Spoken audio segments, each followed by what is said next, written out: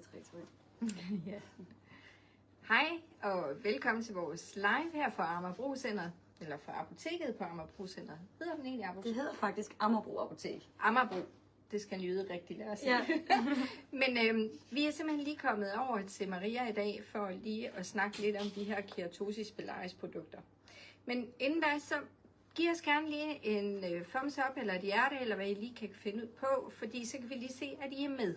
Og jeg håber for jer, der er håndboldinteresserede, at vi er færdige. Ja, vi crasher ikke noget håndbold vi i dag. Vi crasher ikke med håndbolden, det lover vi. Vi skal nok skynde os at gøre os færdige. Ja, så jeg håber, I har lyst til at være med.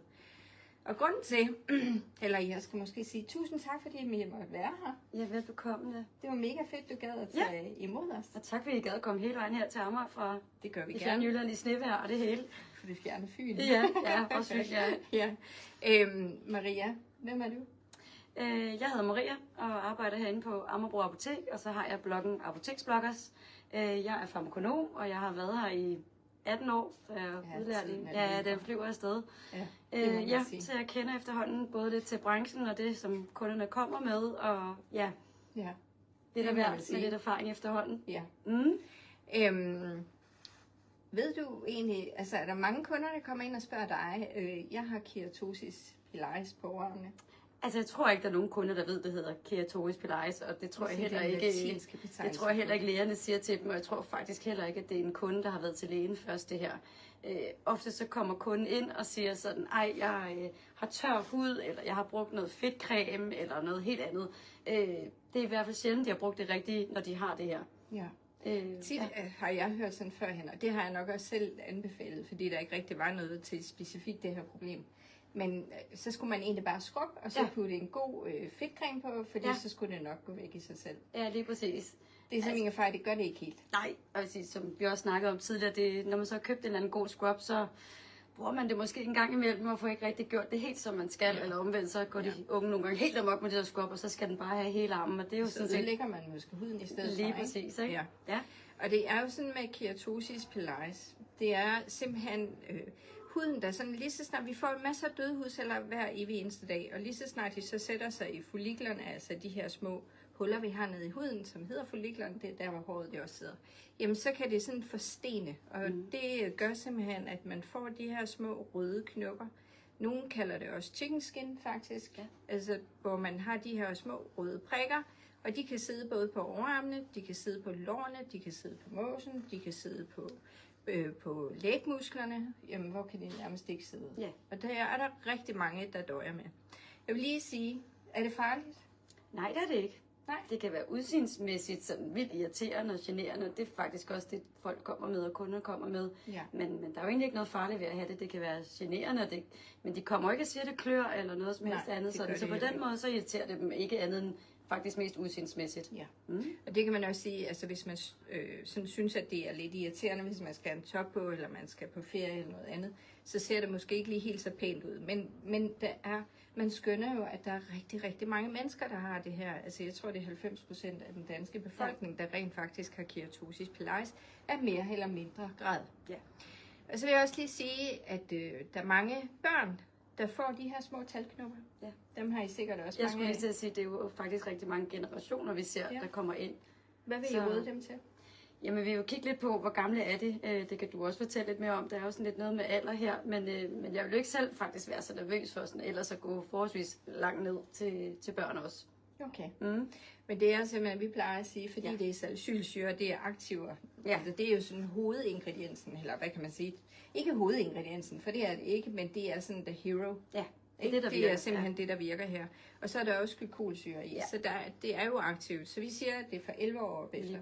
Men det er også fordi, vi har også den her overbevisning om, at de her børn, som har det, de skal nok vokse fra det. Der sker ingenting ved, at de har de her små talknopper, og lige pludselig så forsvinder de simpelthen også med årene. Så det er noget, som egentlig bare kosmetisk kan være generende for mødrene. De kan måske skifte deres fedtcreme ud med noget lotion eller noget tyndere og få skrubbet lidt. Ja. Det kan godt være, at de ikke skal helt herover, men der er noget, og der er en løsning, hvis det er, det generer dem, ikke? Lige præcis. Ja.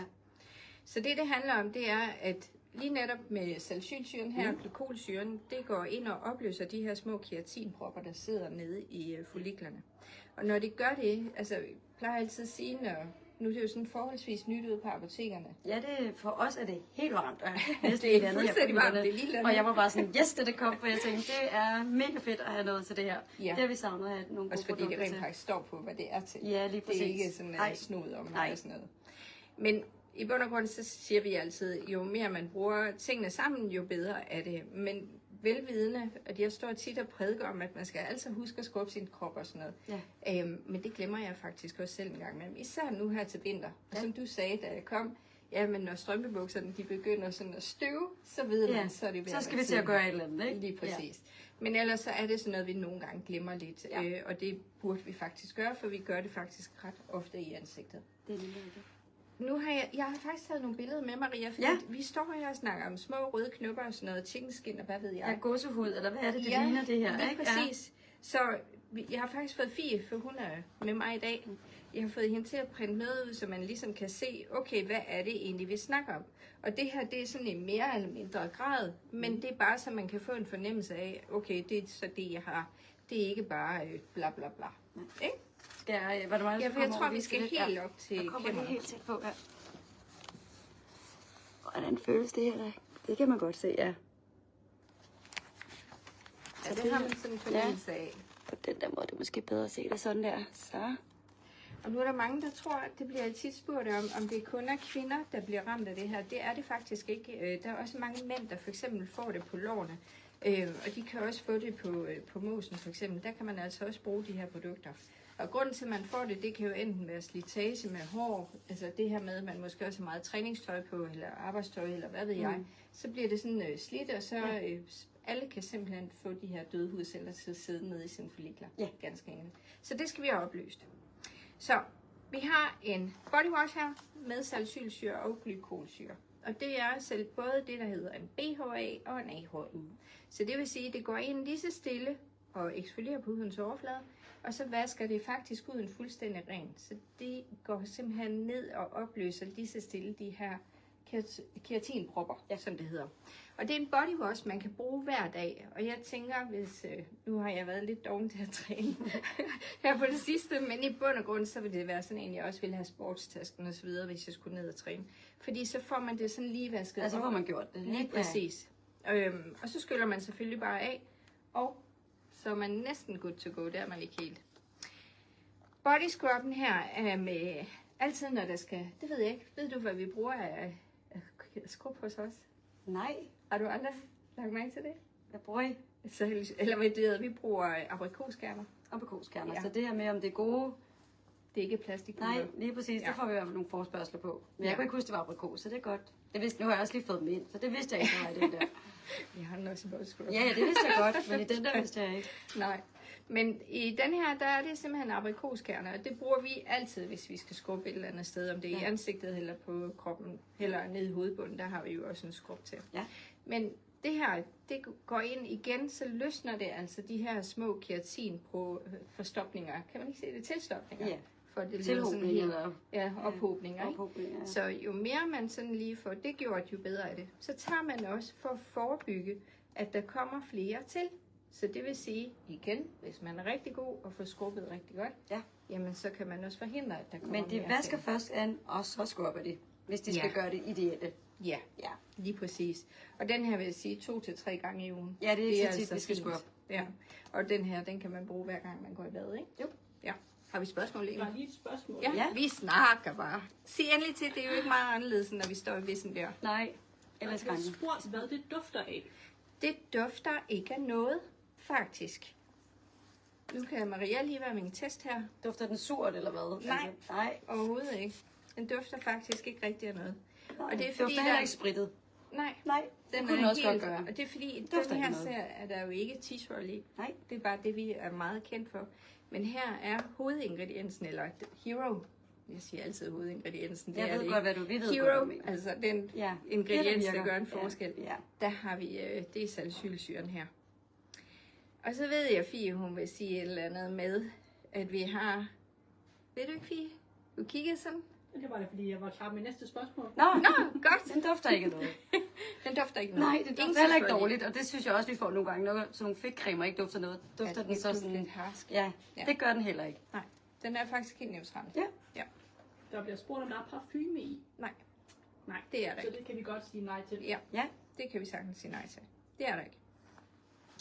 Så har vi har 2 leave-on produkter, og det betyder, at de skal ikke skylles af. Man kan sige, en body wash og en scrub, de skal selvfølgelig skylles af, når man er i bad og har brugt dem. Men det skal man ikke med de her 2 ting. Altså vores salicylsyre spray, men også vores salicylsyre lotion. Og nu har jeg brugt den her. Jeg er ikke bleg for at fortælle, at jeg har haft chicken skin på mine skinneben og på min lægmuskel. Ja. Det har jeg altså ikke mere.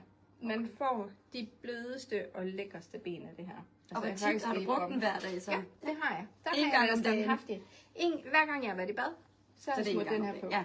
Og så er jeg blevet mega overrasket over, hvor glat min hud den blev bagefter. Men det er klart, det er fordi den går ind og arbejder med salicylsyre. Så den arbejder jo hele tiden på hudens overflade, ikke? Så kan alle bruge den? Vil du sige det? Ja, hvorfor ikke? Hvis man har tør hud? Ja, tør hud, knopret hud. Ja, så kan man sagtens. Okay. Ja. Så det her, det er altså body lotion, og den får så altså også i 500 ml. Den har Maria også herovre på hylden. Og nogle gange så er det altså meget rart, at der er pumpe på. Ja, det kan også noget være derhjemme, ikke? Jo, omvendt så er den her meget rart i sportstasken. Ja. Altså, ja. Der bliver spurgt, om den også giver fugt. Det gør den. Den giver masser af fugt. Altså, seriøst. Har du prøvet den, Maria? Ja, den der har jeg prøvet. Ja, men jeg har ikke prøvet den anden end bare lige mærke den. Jeg kan godt lide at mærke konsistenser. Ja. Så nu tager vi ingen tester på den her. Det har vi her på min hylde, så det kan vi godt. Tænker lige, vi får lige sådan en... Tænkte det var en mega dårlig konsulent, du havde. Ja, lige præcis. Nu kommer jeg lige her. Jeg havde ikke givet dig tester. Sådan der. Prøv lige at se her, hvor hurtigt den er væk. Den er mega hurtig. Ja, og den fedter altså ikke. Man kan nærmest se, hvor meget fugt du har fået. Ja. Den har også en god tør arm, men den suger godt. Ja. Og den dufter heller ikke dårligt. Den dufter ikke af noget, men den dufter heller ikke videre. Eller hvad du siger. Nej, det gør den ikke. Den dufter faktisk ikke af noget. Nej. Men det er også godt, fordi tit og ofte, så tager man måske lidt parfume på. Ja. Der er også nogen, så har man måske en shampoo eller noget andet, som dufter. Men der vil ikke være for meget salicylsyre i til, at hvis en almindelig kom til, eller vil prøve den, og tænke sig, virkede den for opløsende, eller eksfolierende, eller noget på huden. Tror mig, vi har virkelig haft men den virker stadigvæk på det, den skal. Ja. Lige præcis. Det har virkelig været ude at blive testet, så vi ved helt præcis, hvad det er for nogen. Ja. Altså, hvor mange koncentrationer, der skal i cremerne. Ja. Både af glykol, men også af salicylsyre. Ja. Så der er jo også mange andre ting til hud og alt muligt andet, men til ansigtet, ikke? Ja. Kan man bruge den uden at bruge vasken også? Det er der spurgt om her. Ja, hvorfor ikke? Det kan man vel sagtens. Altså man kan jo sige, at jo mere man bruger tingene sammen, jo hurtigere går det, hvis det er, at man har nogle udfordringer. Hvis man nu har de her knopper på armene, og man skal altså måske til et bryllup om 3 uger til en måned, jamen så vil jeg gå all in. Fordi og når det du siger all in, så vil du sige... Ja, så vil jeg sige wash, scrub og lotion, og så denne her, hvis ikke jeg gad bruge lotion. Så hvis du ikke bruger lotion, så går du over til sprayen, eller vil du bruge en sprayen først inden lotion? Du kan også gøre det, at man bruger body lotion hver gang man har været i bad. Og så til de dage, hvis man ikke går i bad altid, jamen, så har man denne her. Og den kunne også tages med i sportstasken eller noget andet. Ikke? Men helt klart, de her 2 ting, det er jo leave-in produkter. Så det er det der med, at de skal ikke skylles af. Men jo mere vi arbejder, jo hurtigere bliver resultatet. Har den her mere salicylsyre og glykolsyre, eller er det bare, at den er på spray? Det er faktisk, den er på spray, og det synes jeg faktisk er ret genialt, fordi man kan jo have nogle steder, som er enormt svære at smøre, for eksempel på ryggen eller noget andet, så kan man altså lige spraye med den her. Ja. Og jeg kunne også forestille mig, nu skal jeg passe på, hvad jeg siger, men jeg kan tage udgangspunkt i min egen mand. Altså, han er ikke så god til at smøre sig ind på lotion, men han synes, det her det vil være genialt, fordi det er jo hurtigt, hvis det lige sidder på armene eller på brystet eller noget andet. Lige at spraye, lad det tørre ind, og så tage sit tøj på ud af døren. Altså, det vil han synes var det mest geniale. Jeg spurgte lige Anne, da hun kom i dag, og sådan, Anne, den her spray, den får jeg altså nogle kunder, der kommer og siger sådan, den er vildt nem at bruge, når jeg har bumser på ryggen, og det her med, hvor man ikke lige kan komme til, måske også lidt på ballerne og sådan. Må jeg godt sige, at den virker for det. Og det har vi lige taget en lille snak om, vil jeg sige. Men jeg har i hvert fald haft nogle kunder, der synes, det her er genialt til bumser på ryggen. Og det vil jeg jo også sige. Ja. Altså det er jo det der med, altså, det er jo lidt svært at nå sig selv på ryggen på grund af grunden. Så er det bare mega fedt, man lige har en spray, man kan spraye. Jeg ved godt, vi snakker Keratosis pilaris i dag og alt det her, men det var bare, jeg tænkte, der var også lige en anden målgruppe i hvert fald på den her. Der var en god lille side. Ja, det skal også være med. Men helt klart, den her vil jeg jo absolut tage med i sportstasken, eller hvad man nu skal. Så den er faktisk mega, nem at have med, ikke? Og ellers så er det jo mere man bruger det, jo hurtigere virker det. Ja. Ganske enkelt. Og der er faktisk lige et spørgsmål til det, for der bliver nemlig spurgt om man bruger produkterne dagligt, og hvor lang tid man kan forvente, der skal gå, før man kan se resultater. Det er altid svært med de der resultater. Man skal virkelig passe på, at man ikke kommer til at stå og love her, men der går kun en måned, så vil din hud se anderledes ud. Jeg kan kun tale ud for mig selv. Det gik faktisk forholdsvis ret hurtigt. Jeg skrubbede, som man jo skal, som jeg nogle gange glemmer, og har ikke altid 2 gange om ugen, og vasket hver dag. Ja, lige præcis. Og så smurte jeg altid body lotion på mine ben, og jeg smurte det faktisk over hele kroppen, som at det kun var mine ben. Men der gik nok sådan en måned, 5 uger eller sådan noget, før jeg kunne begynde at se et resultat. Og der er nogen, de vil sige, de ser et resultat meget hurtigere, og nogen, de skal arbejde lidt mere med det. Det kommer også lidt an på, hvor lang tid det sidder der, hvor dybt er det osv. Men man kan tydeligt mærke, lige så snart man begynder at bruge det, jamen så får man den her meget glatte hud med det samme. Altså, som det synes jeg også, at det vi hører, det vil sige, som altid, så synes jeg jo, at Apoteksbloggers, at min blog er det her med, at vi kan godt lide at prøve tingene af, og kunderne kommer ind og får den feedback. Det virker, det er fedt det her. Det mangler jeg jo endnu, men jeg synes jo selve det kan, og alt det, der er i produkterne. Jeg nørder rigtig meget ingredienser og alt det her, og der synes jeg i hvert fald, det virker rigtig let og nemt. Det her med, at der ikke er flere steps, der er det, der skal være i body lotion. Ja. Jeg skal ikke først have noget på, der opløser, og så skal jeg først have noget, altså sådan, så bliver det for complicated. Kan reelt starte med en vask og en lotion, eller en altså det, der bare er vigtigt, det er, at man i hvert fald lige får vasket kroppen over, men at man så også har en af de her 2 ting, altså sprayen eller lotion. Ja. Fordi det er de her 2, der er leave-in produkter, og det er, altså når jeg siger leave-in, så skal det jo sidde på huden, og så sidder det jo sådan konstant og arbejder, hvorimod altså både en skrub og en wash, den skyller man jo af igen, det skal man jo. Men altså, det er mega fedt, og jeg synes, det er blevet taget sindssygt godt imod ude på apotekerne. Det er det i hvert fald. Ja. Så jeg tænker, at I har haft mange forespørgsler på det. Nej, det kan man sige noget. Vil du sige noget, Fie? Undskyld. Der kommer jo mange spørgsmål undervejs, der bliver spurgt, hvad man bruger det i ansigtet. Det vil jeg ikke gøre.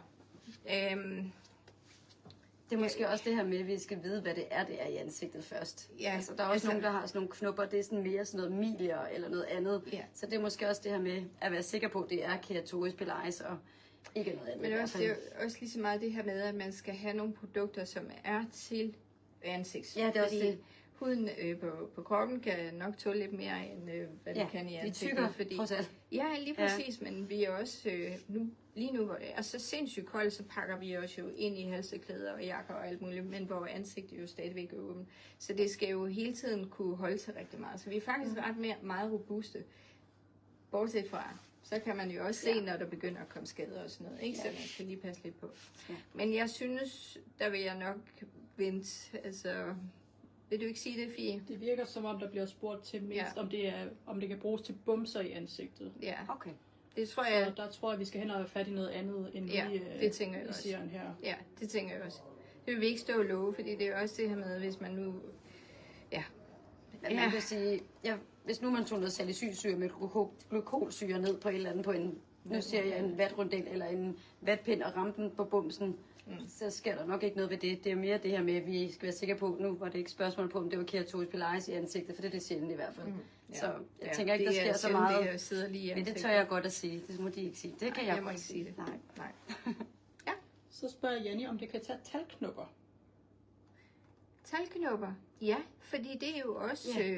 det er jo fedthed, altså hudfedt, det er jo altid så mega fede ting, vi snakker om. Men i bund og grund, så er det hudfedt, der sidder inde i den her talknoppe. Talknoppen i sig selv, altså den her hinde, der er henover, det er jo simpelthen en ophobning af døde hudceller. Så jo mere man arbejder med det her, Jeg er ret sikker på, at du får et ret godt resultat med det. Ja. Vil du ikke sige Jo, det? det vil jeg også det sige. opløser jo. Og tit er, når folk insulierer. tror, de har talknopper, så ser vi jo, apropos billedet sådan lidt, så er det måske faktisk lidt keratosis pilaris på en eller anden vis alligevel også. Ja. Så nogle gange google det her, og så se nogle billeder derinde, så bliver man lidt overrasket og tænker, nå, det er måske det, jeg altid har haft-agtigt, ikke? Fordi på et eller andet tidspunkt har vi alle sammen nok oplevet det. Ja. Det tænker jeg. Altså, det er jo virkelig mange, der oplever det. Men igen, vi skal også lige understrege, det er jo ikke farligt, det er mere sådan en kosmetisk udfordring, ikke? Absolut. Ja. Så bliver der også spurgt, om det kan bruges på ar.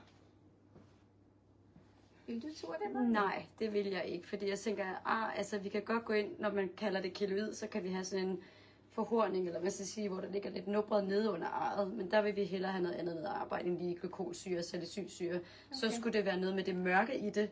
Der ved vi, at glykolsyre, salicylsyre for den sags skyld, kan lysne lidt på noget af det mørke i arret, men der tænker jeg, at vi har noget andet, der vil arbejde bedre på det. Okay. Ja. Godt. Ja. Det er godt, jeg har en ekspert med i dag. Jeg havde bare sagt, jeg tror det godt, det kan. Nej, det er det ikke. Ej. Ja. Så spørger Janni, om man må bruge det på intime områder. Ja, altså intime områder. Er det sådan til knopper og altså sådan i forbindelse med... Fordi det er jo meget, meget sjældent, man får keratosis pilaris på intime området. Jeg tænker, det er højst sandsynligt mest barberingsproblemer. Jeg tænker også, det måske er nogle indgroede hår eller noget. Og der har vi jo verdens bedste shaving-system. Og det Fie, kan du ikke skrive det til hende bagefter, hvad det er for nogle produkter, vi kan også godt, hvis nogen vil blive hængende til et eller andet, så kan vi vise nogle produkter bagefter, eller så kan vi sende et eller andet, en helt anbefaling på, Maria, det hængende hele aften. Ja, Amager lukker først kl. 22. Skal du lige skal hjem og se håndbold? Hvad tid kommer det håndbold? Jeg tror, der er optagt. Vi vil gerne til håndbold. Vi skynder os ind, der kommer håndbold. Har du flere spørgsmål? Der bliver lige spurgt her igen, hvor tit det skal bruges. Det kan være, at vi lige skal opsummere det. Ja, og det er altså meget gerne dagligt. Og jo mere man kan arbejde med tingene samlet, altså både få vasket sin krop i det, få skrubbet den 2 til 3 gange i ugen med denne her, og dagligt smøre sig ind i body lotion. Det kunne også være, at man har travlt og bare skal hurtigt ud af døren, så har man lige sprayen, man lige kan spraye på de steder, hvor man synes, man har det. Fugter den spray lige så meget som lotion? Fordi og lotion fugter altså. Ja, det er også det, for jeg tænker, sådan, det skal bare være, hvis det var en gang imellem. For jeg tænker også, det vigtigste i hvert fald, som vi ser med kunderne, det er virkelig at få noget fugt på de der. Der er masser af fugt i det her. Ja. Og det kan man sige, det kan man ikke stoppe ned. Altså man kan godt putte hyaluronsyre og sådan noget ned i, og det er jeg jo sikker på, at Katrine, vores chefudvikler, hun har. Men man kan stoppe rigtig mange gode ting ned i en spray, men det vil aldrig være helt det samme, som når man bruger en lotion, som er lidt mere fed og lidt mere fordelig på området. Ja. Beate, hun skriver, at det er først kl. 20:30 kampen starter. Super, Beate. Tak, Beate. Så tænder vi det her. Vi siger tak til Beate. Men jeg tænker virkelig ikke, du gider at høre på os. Så vi kan sagtens lige nå et par spørgsmål endnu, ja, hvis I har lad os gøre det. Lad os gøre det. Vi har jo faktisk også lidt konkurrencer, ikke? Altså, jeg spurgte lige, Annie, kan da ikke komme på besøg her, og så ikke kunne sige, må jeg ikke give jer et eller andet, når vi er færdige her? Så hvad synes du, Annie? Vi var sådan lidt... Noget med, at I skulle skrive med, hvad for et produkt I gerne vil have, eller et eller andet, og så trækker vi nogle vinder. Men vi skal lige opsummere lidt, og så sætter vi en god konkurrence ind på bloggen. Ja, det synes jeg, vi skal. Og vi skal lave en både på Facebook, og Instagram, eller bare på Facebook. Du kan også se, at jeg lige... På presser hun skal vi gør begge dele. Vi finder på noget godt bagefter. Velkommen til Amager, ja. Jamen, er det ikke sådan et eller andet med at få et produkt med? Hvis man køber 3, så får man det sidste produkt med gratis, og det gør vi i en vis periode. Altså herinde på apoteket? Ja, Nej, jeg tænkte, du skulle lave en konkurrence på bloggen. Så de kunne skrive et eller andet. Det er dem, der ser noget, der skal have noget. Det er jo ikke sikkert, at de bor på Amager, alle kunderne. Nej, det er jeg sætter noget op med Anne, som kan give jer. I kan forhåbentlig få noget. Ja, det synes jeg, det vi gør. Det er så fint. Det gør jeg gerne. Og jeg ved også, at Fie, hun har også... Vi plejer jo altid at have sådan en... hvad er hero, et eller andet, og så skal man lige skrive nedenunder. Og det har været sådan meget forskelligt med B12, for eksempel, så kunne det være face wash, bla bla bla. Men i dag, Fie, der udlader vi 3. Så udlader vi simpelthen 3 sæt. Lige præcis. Til, man skal egentlig bare skrive salicylsyre nedenunder. Man behøver kun at gøre det 1 gang inde på vores side. Kan I ikke gøre det sammen hos mig? Kan de jo, det kan de sammen. Ja, det kan de godt. Så er det sammen. Så laver vi det sammen. Ja. Så kan I gøre det begge steder. Ja. Lige præcis, det vil være meget nemmere, så er det også til at, sådan også at huske. Ja. Ja. Så på både Apoteksbloggerens og på Australian Body Cares, der skriver man bare salicylsyre nede i kommentarfeltet. Og jeg vil sige, at man behøver kun at gøre det én gang. Og man behøver ikke at stave det rigtigt, hvis man synes, salicylsyre er svært. Nej, salicylsyre kan være enormt svært lige at stave til. Det er helt okay, bare vi ved sådan nogenlunde, hvad det er. Men gør endelig det, og så trækker vi simpelthen lod. Ja. Og de skal ikke skrive det her live, vel? De skal bare skrive det, når vi laver et opslag. Du laver et opslag, vi sender live. Der kan vi er jo meget mere tekniske. Ja, jeg laver så vi kan jo simpelthen følge med, hvem der skriver. Okay, godt. Ja. Så du laver et opslag. Aftale. Og så Apoteksbloggerne, og på Australian Body Care, så udlader vi simpelthen 3 sæt. Aftale. Det er en aftale. Det var da en god deal. Det var det i hvert fald. Ja. Var der flere spørgsmål her til sidst? Eller noget, der er faktisk masser af spørgsmål, men jeg kan se det også til lidt andre hudproblemer end lige keratosis pilaris har.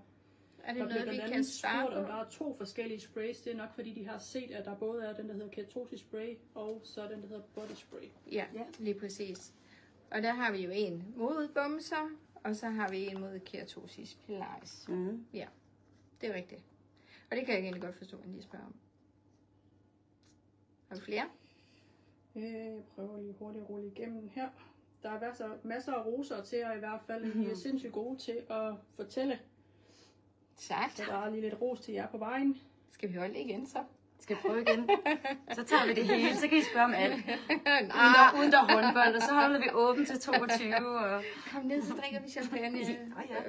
Hvor mange kan der være herinde? Det har vi faktisk gjort før, hvor vi holdt nogle aftenevent herinde. Det var også hyggeligt. Det er altså mega. Nå, nu begynder vi at snakke om alt muligt andet for at holde på jer. Ja, det skal vi ikke. Det vil næsten være synd for jer. Der bliver spurgt, om der er ceramider i lotion. Jeg siger med. Ceramider. Er der det, Maria? Det kan vi hurtigt se. Det kan vi hurtigt se. Maria, hun ved meget mere. Bortset fra, at jeg ikke har brillerne på. Er der er kun glycerin, og der er niacinamid i. Okay, så er der altså niacinamid i. Og det er jo også vældig godt til at rense op, hvis man har tilstopninger for eksempel. Altså men fedtstofferne, der er noget vegetabilsk olie, det må I svare på bagefter, hvad er det for noget olie? Det vender vi lige tilbage på. Fordi der er også noget... Og tocopherol, det er E-vitaminen, altså der er noget olivenolie i, det er også en ceramider. Men det er faktisk også mega godt til dem, hvis man føler, man har sådan nogle små tilstopninger. Ja, der er det jo også mega godt niacinamid, for det trækker porerne sammen. Ja. Godt. Var det hyggeligt? Det larmer lidt herude i centret, hvis der er nogen, der kører. Er der flere spørgsmål, eller skal vi... Der er en anden, der spørger noget til noget live, om det der, de skal skrive det. Måske fik vi ikke sagt helt tydeligt. Hvordan skal de deltage i konkurrencen? I må gerne skrive salicylsyre her på liven. Så i morgen så trækker vi 3 vindere af de her 3 Og det var på jeres profil live. Det er fordi, vi kører 2 live. Ja, det er heller ikke nemt. Så på Apoteksbloggerne. Det er måske derfor, vi skiller. Ja. Men så over på din, Maria. Apoteksbloggerne. Det er det, jeg spørger om. Skal vi skrive det her, eller skal vi lave et opslag? Der laver du et individuelt opslag. Der laver et individuelt opslag, hvor I skal ind og skrive. Ja, og så trækker du også 3 vinder. Så det er bare med at holde øje med, når hun lægger noget op. Aftale. Det siger så Apoteksbloggerne. Apoteksbloggers, du skal lære det. Hun kommer ikke hjem, før hun lærer at sige apoteksbloggers. Måske skal jeg finde et nyt ord. Vi blogger heller ikke så meget mere. Det kan I også vinde en konkurrence med. Vi ønsker jer god håndboldkamp, og jeg håber, Danmark vinder.